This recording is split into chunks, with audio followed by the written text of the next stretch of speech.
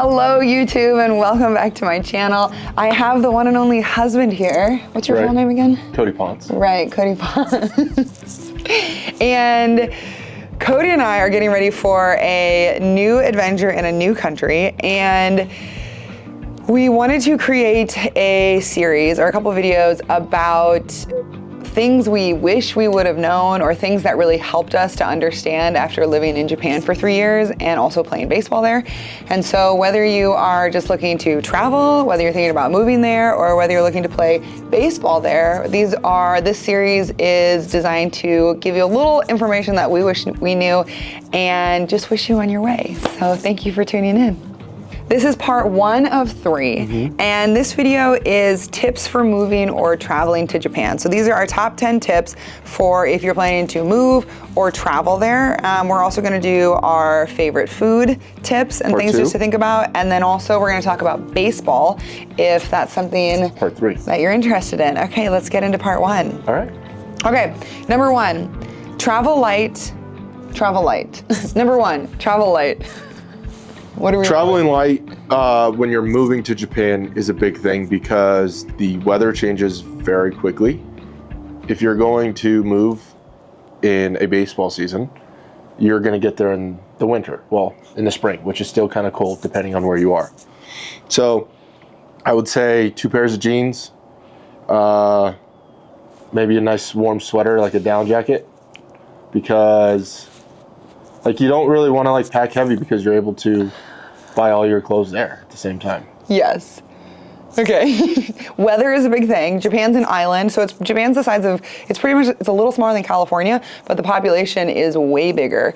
And so it's an island though, and it rains a lot. And so you might get like 2 to 3 rainstorms a day, and sometimes they last all day. And typhoons are a really big thing. And so having transitional clothing is a really big thing, and it's very helpful because the winters, especially in the northern part, are really cold, and the summers and the springs in any part of it are really, really hot, and it's very, very humid. And so I think transitional clothing, but if you're not gonna move there or live there for a long time, number 1, it's really, really fun to shop. The shopping in Japan is insane. It's like the most fashionable place I've ever been, and I haven't been all around the world, but I've been to a lot of places, and Japan is just next level, especially men's fashion. It's just so chic and put together and fashion forward. Very fashion forward. So the fashion in Japan is really unique, and it's also really fun to shop there.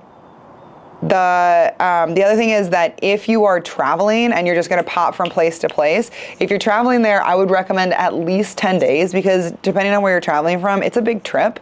So giving yourself 10 days, like 1 day to just let yourself rest and kind of acclimate, that to me is a huge benefit because if you just turn it on and go balls to the wall, like every single day, you get really burnt out, and there's so much fun stuff to do. So integrating a little bit of time to rest can be really special. So giving yourself enough time to do that.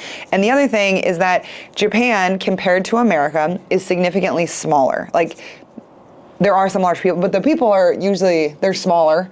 The cities, just like the city and the spaces that you're in are smaller. And so like the hotels, the rooms are a lot smaller. Beds. And the beds are smaller. And so just thinking about like in certain hotels in America, you might have space to lay down 2 or 3 like huge suitcases, or that you might have room. In Japan, most of the time, unless you're staying at like really nice places, you're not gonna have the space. And so taking less stuff is really helpful. And then also it's so much fun to shop. And a good pair of walking shoes.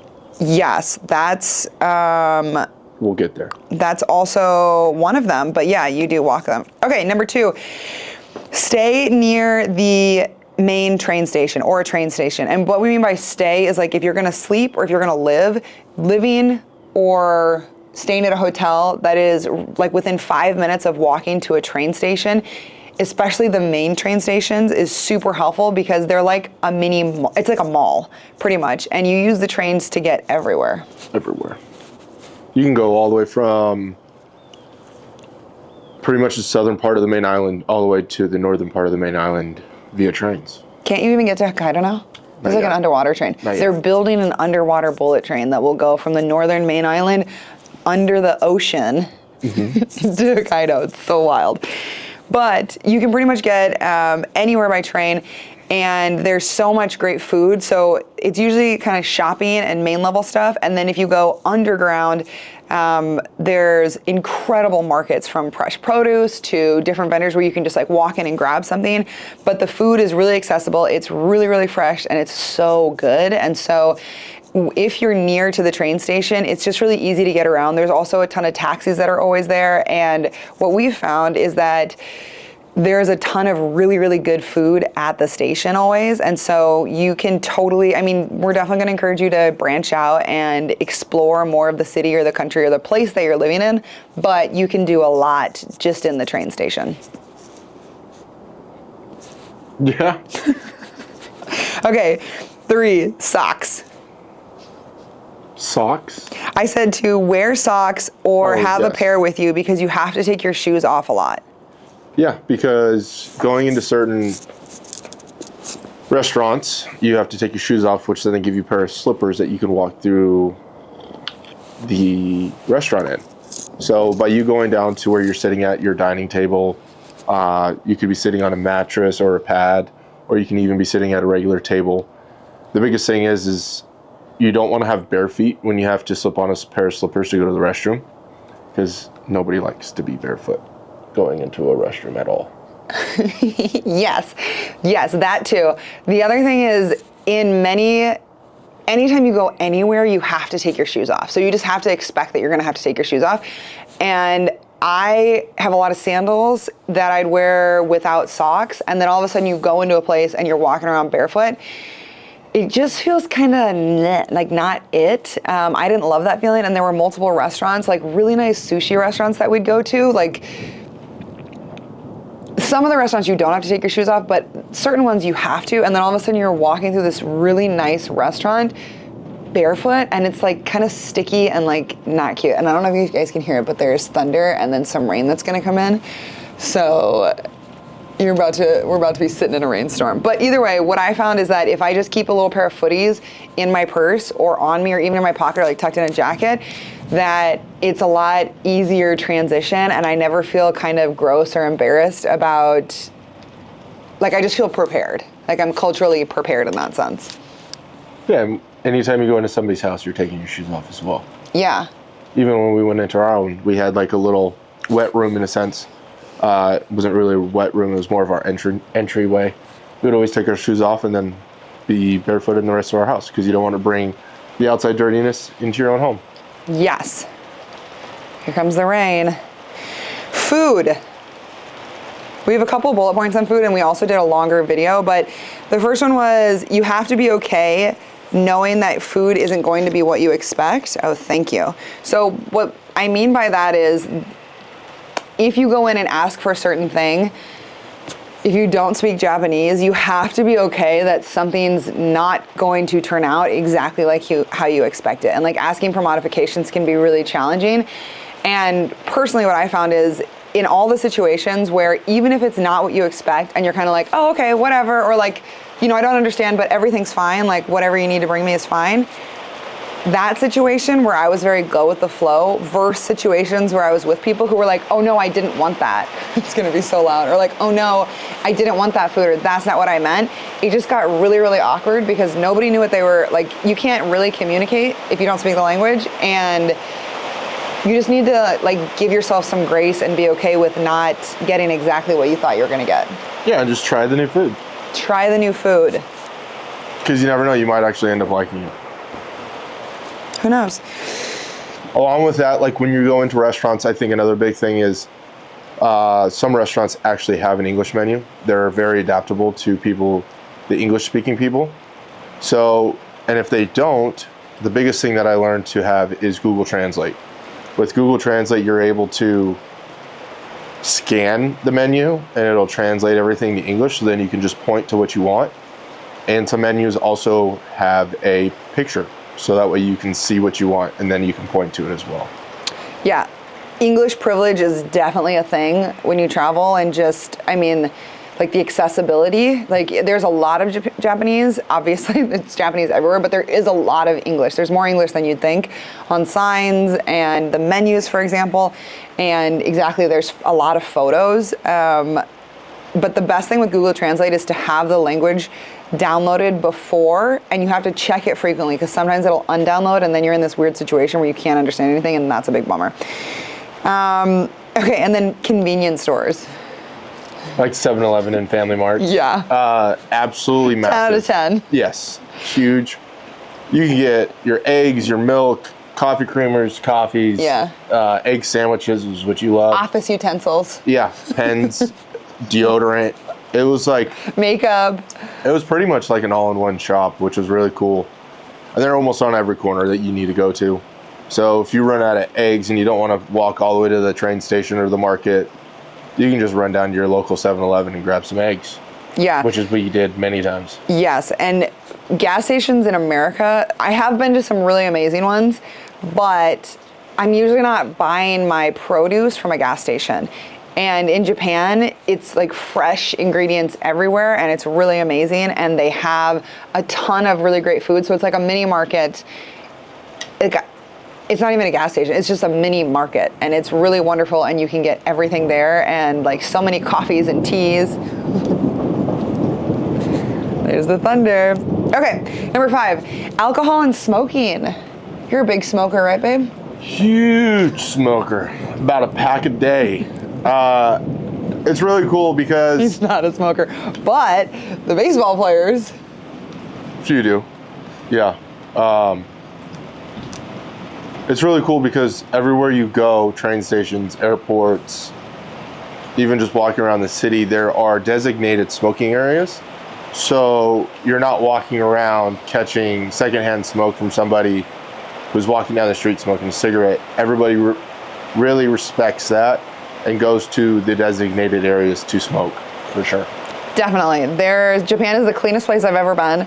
There's no cigarette butts anywhere. There's hardly any ash anywhere because everything is confined. So whether it's like baseball stadiums, if it's an indoor outdoor one, they have like outdoor smoking stations. If it's fully indoor like Hokkaido was, that one, it has like indoor smoking areas, and there's just so many different places where you can go and it's confined, and so nothing ever smells like cigarettes, which is really cool. And honestly, if you see somebody like smoking on a corner, it's usually a foreigner or somebody who either like is not being respectful of the rules or just doesn't know them. Or doesn't care.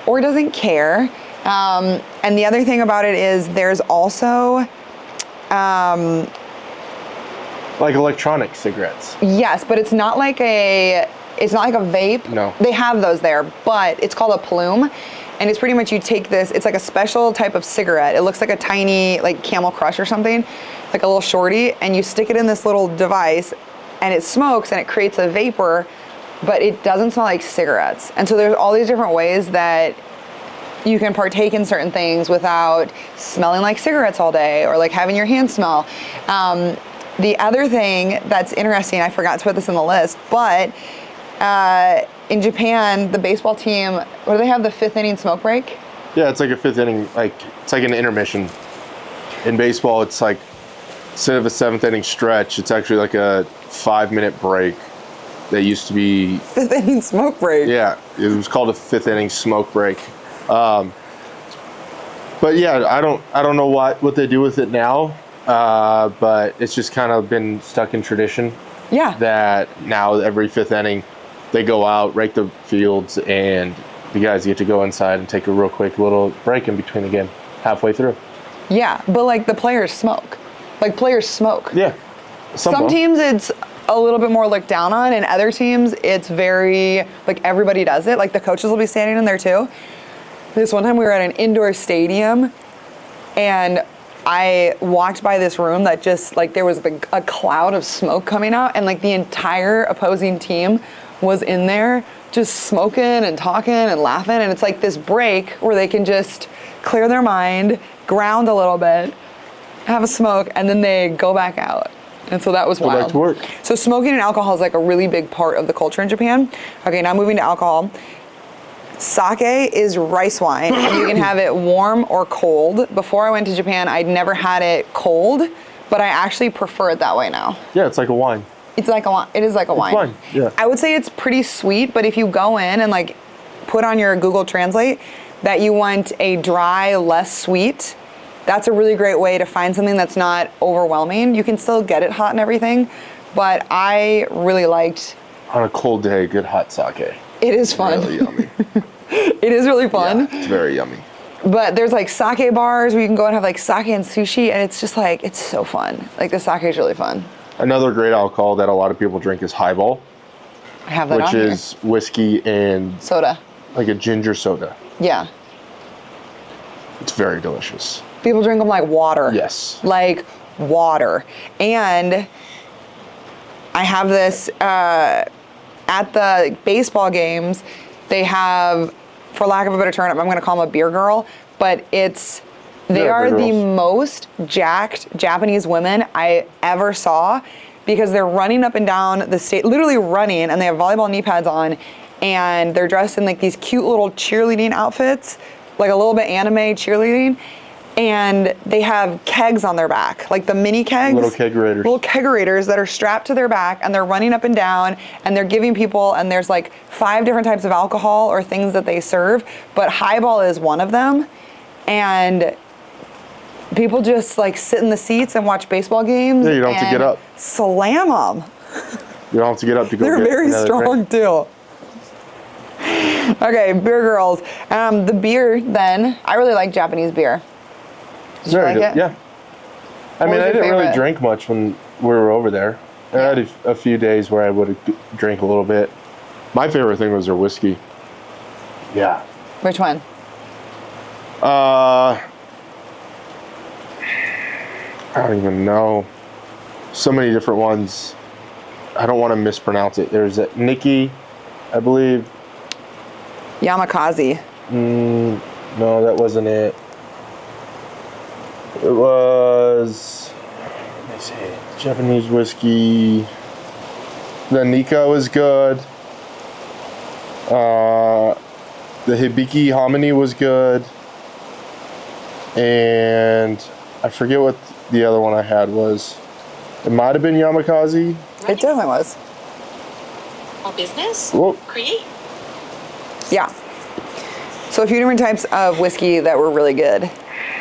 Then the Spritz. So Spritz is pretty much like a lemon seltzer in a way, but not like a seltzer like a White Claw or anything, but it's alcohol. I think it's vodka, and it's like lemon flavored vodka with like a Sprite, but it's not super sweet.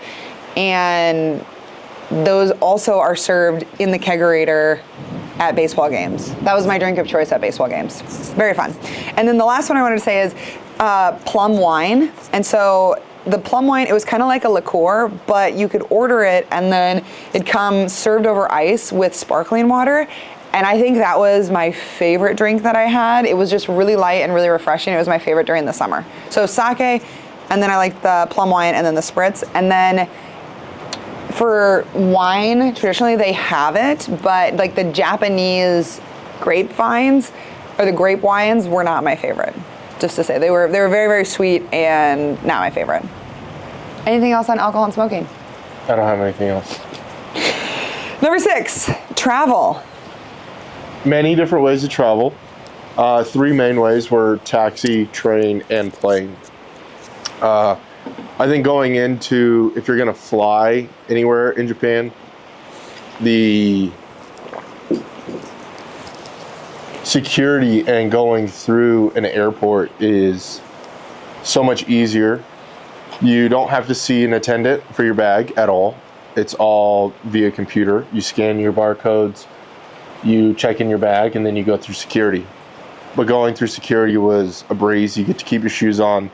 It's pretty much like TSA. Yeah. Pre-check, but you're allowed to bring drinks through. They'll actually like scan your drink, and they have these little scanners. They put your drink in, whether it's tea, coffee, or whatever. Water you can bring through.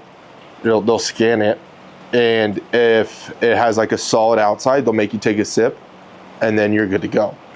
Or they'll kind of smell it, and if it's not sealed, then they just give it to you. Yeah. It's so different. There's just such a level of trust and safety in Japan that like they just assume everyone's doing the right thing, following the rules. Yeah. So for airport, yes, definitely. You can also get through in like 30 minutes. Don't recommend it, but if you're rushing, you can get through really fast. Easy So 30. that's really easy. There's always a train that takes you to and from the station if you want to do that.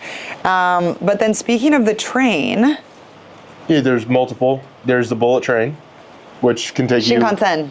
The Shinkansen, which can take you from the southern part, not Okinawa. You can't get to Okinawa. You got to fly.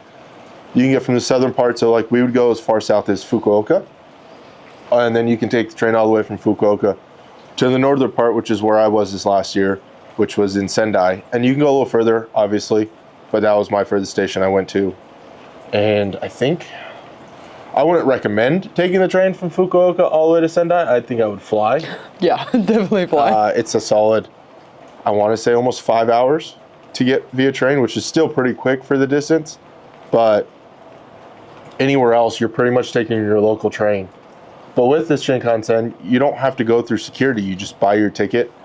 You can get a non-reserve seat. You can get a reserve seat, and you can also get what they call a grand class. Grand class, baby. So we would take grand class just for the leg room and And it's easier to travel with luggage. yeah, for sure. Anything else on the trains? They can be really overwhelming at first, but once you learn how to, Read the ticket. once you learn how to read the ticket, that helps a lot, but just use Google Translate.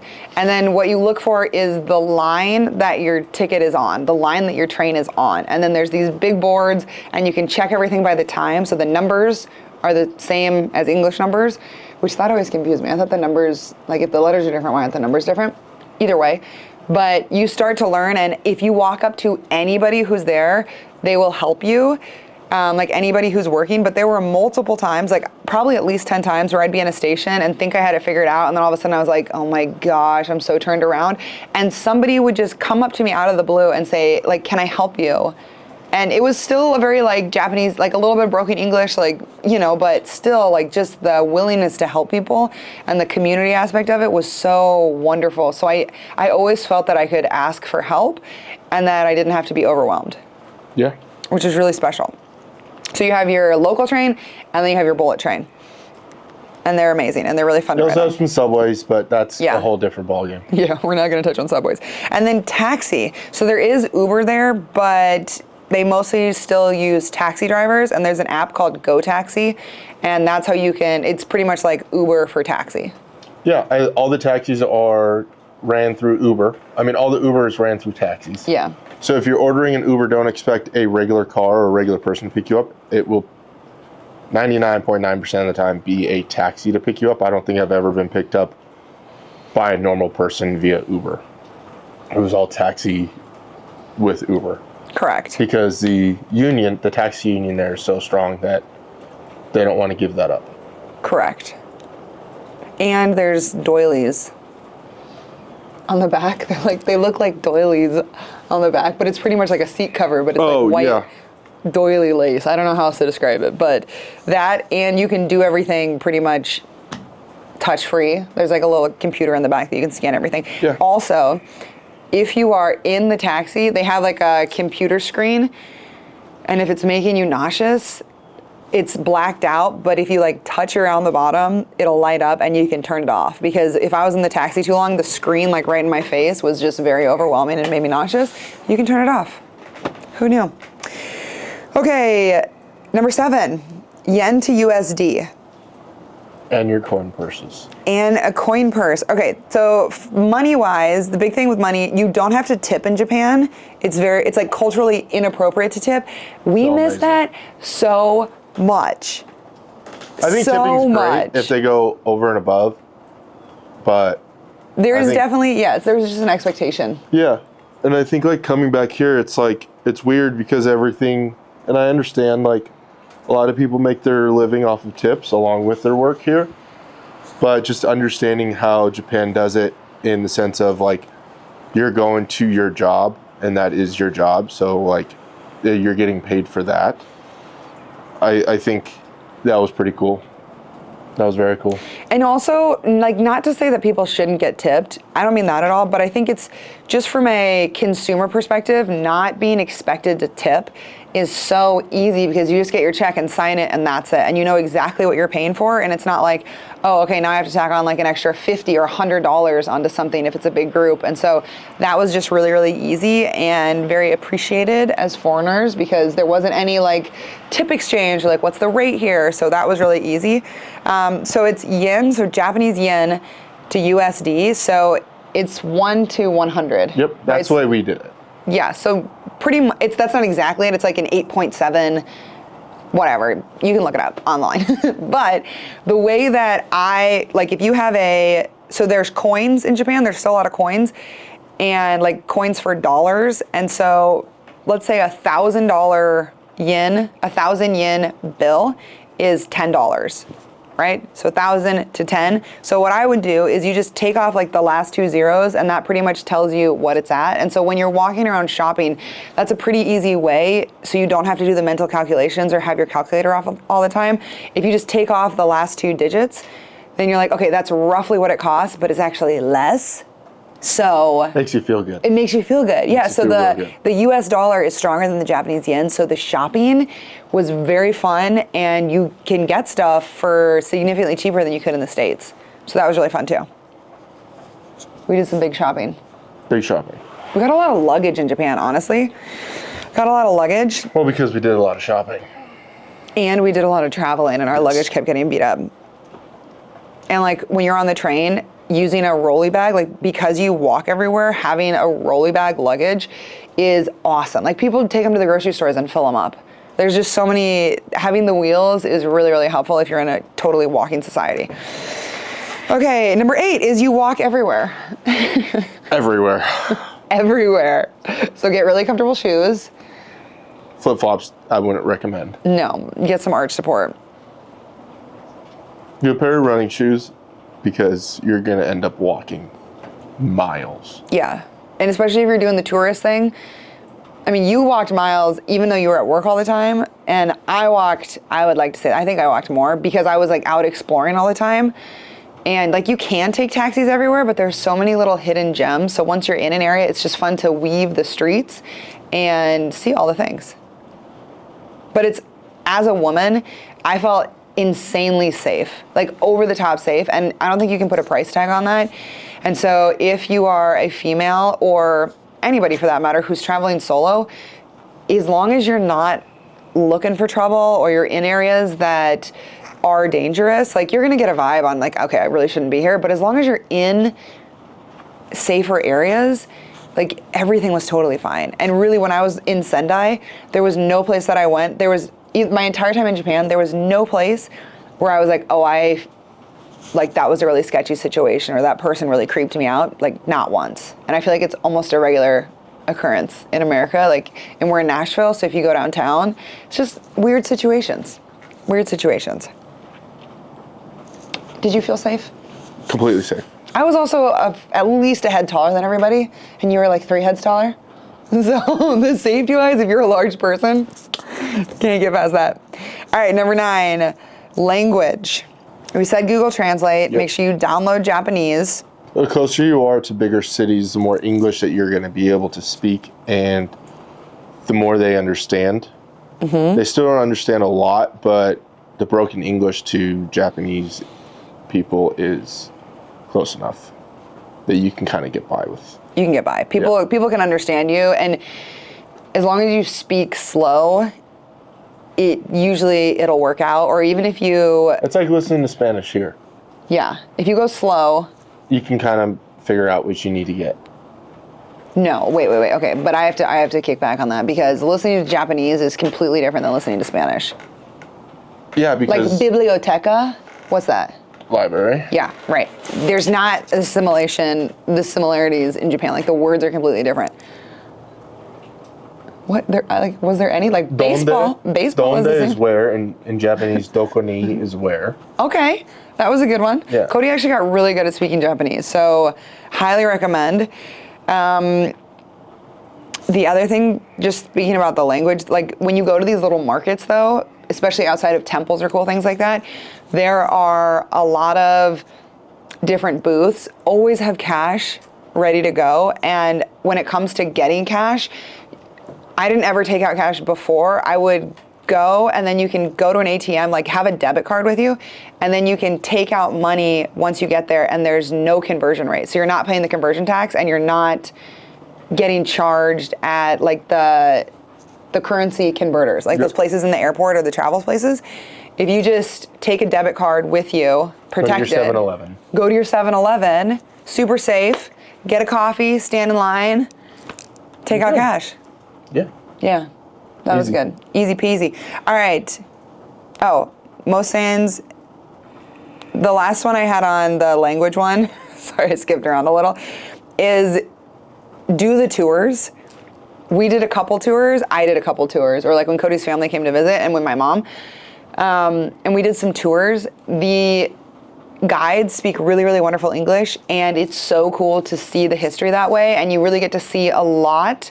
And even if you're, like, you can do a morning tour where it takes like 4 hours or something, or like an evening culinary tour, but they show you all these different hidden pieces. And yes, it is a little bit touristy because they're taking you there, but at the same time, you get this different perspective, and they drop like so many little pearls of wisdom on you about how to get around, how to use certain things, like the type of food you should ask for. And there's so many unique types of food in Japan. So check in for part 2 and you can learn about all the food. And then the last one we have is always lead with kindness and be very patient.